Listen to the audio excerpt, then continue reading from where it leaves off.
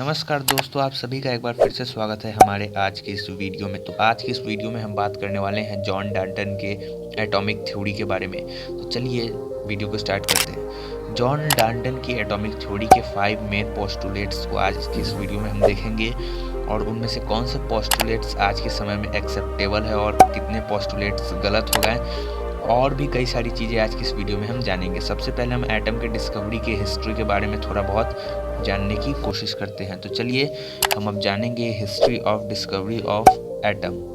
अगर आपने अभी तक हमारे YouTube चैनल को सब्सक्राइब नहीं किया है तो चैनल को सब्सक्राइब करके वीडियो को लाइक कर दे, इसी तरीके के फर्दर इन्फॉर्मेटिव वीडियोस पाते रहने के लिए। अगर डिस्कवरी ऑफ एटम में हम ग्रीक फिलोसफर्स के कंट्रीब्यूशन की बात करें तो उसमें एक महान फिलोसफर डेमोक्रिटस का नाम सबसे पहले आता है, जिन्होंने इस पार्टिकल का नाम एटम दिया था और उन्हीं के टीचर ल्यूसिपस ने इसका कॉन्सेप्ट सबसे पहले दिया था। उसके बाद अगर हम इंडियन फिलोसफर्स के कंट्रीब्यूशन की बात करें तो भारत के महर्षि कनाद ने सबसे पहले इसे परमाणु कहा था, तो वहीं मॉलिक्यूल का कंसेप्ट सबसे पहले महर्षि पखुड़ा कत्यामा ने भारत में दिया था और इस तरीके से इंडिया ने भी इसमें कंट्रीब्यूट किया था।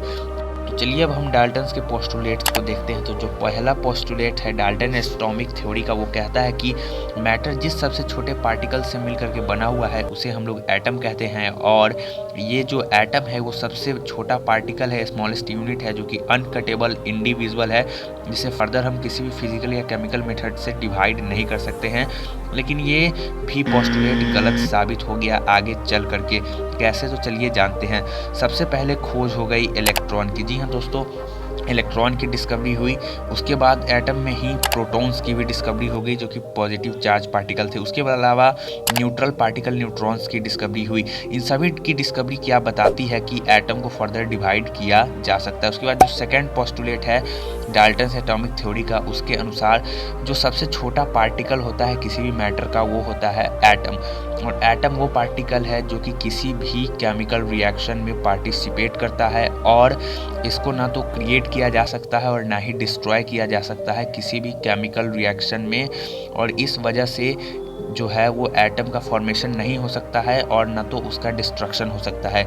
ये डाल्टन का जो पोस्टुलेट था ये सही हो गया था और ये आज के समय भी एक्सेप्टेबल है।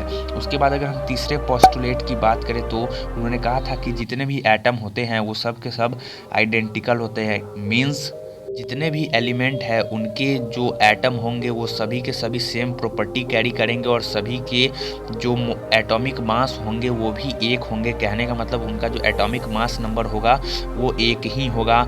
लेकिन ये आगे चल के गलत प्रूफ हो गया। कैसे, तो वीडियो में हम आगे जानेंगे। एटॉमिक मास नंबर कहने का मतलब कि हाइड्रोजन का अगर एटॉमिक मास नंबर 1 है तो उसके जितने भी एटम्स पाए जाएंगे उन सभी का एटॉमिक मास नंबर 1 ही होना चाहिए इनके पोस्टुलेट के हिसाब से। लेकिन आगे चल के ये गलत साबित हो गया। कैसे, तो एक कार्बन है जिसका एटॉमिक नंबर 6 है और इसका एटॉमिक मास नंबर 12 है, तो इसका एक और आइसोटोप है जिसका एटॉमिक मास नंबर 13 और एक और आइसोटोप है जिसका एटॉमिक मास नंबर 14 है। इस तरीके से और भी आइसोटोप एग्जिस्ट करते हैं, जिसकी वजह से उनकी ये जो पोस्टुलेट थी जो कि उन्होंने अपने एटॉमिक थ्योरी में दी थी ये पूरी तरीके से गलत साबित हो गई थी। और इस पोस्टुलेट के गलत साबित होने के साथ 2 पोस्टुलेट उनके गलत हो चुके हैं। उसके जो 4th पोस्टुलेट है उसके अनुसार उन्होंने कहा था कि जो भी एटम है एलिमेंट के उन सभी के मासेस नंबर जो है एटॉमिक मास नंबर वो सेम होगा। कहने का मतलब कि जो भी अलग अलग मासेस नंबर है, माने कि इस संसार में जितने भी एलिमेंट एग्जिस्ट करते हैं उन सभी के जो एटॉमिक मास नंबर होंगे वो अलग होंगे। फॉर एग्जांपल नाइट्रोजन का 15 है तो उसी तरीके से कार्बन का अलग होगा और हाइड्रोजन का अलग होगा। लेकिन ये भी आगे चल के गलत साबित हो गया। फॉर एग्जांपल आर्गन और कैल्शियम को ले लीजिए, एक का एटॉमिक नंबर 18 एक का 20 है, लेकिन दोनों का एटॉमिक मास नंबर 40U है, 40 एटॉमिक यूनिट ही है। इसका मतलब कि ये भी उनका पोस्टुलेट आगे चल के गलत साबित हो गया।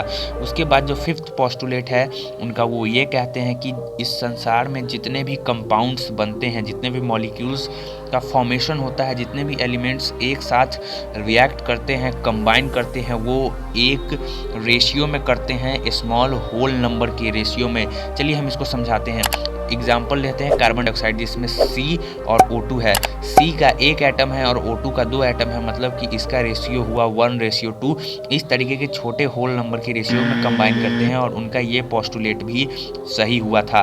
तो इस तरीके के हमने जॉन डाल्टन के कुल 5 पोस्टुलेट्स को देखा जो कि उन्होंने अपनी एटॉमिक थ्योरी में दी थी, जिसमें से 2 सही हुआ और 3 उनके जो पोस्टुलेट्स थे वो गलत हो गए। आई होप आपको समझ में आया होगा। तो मिलते हैं अगली वीडियो में, तब तक के लिए अपना ध्यान रखिए। टेक केयर, बाय, जय हिंद।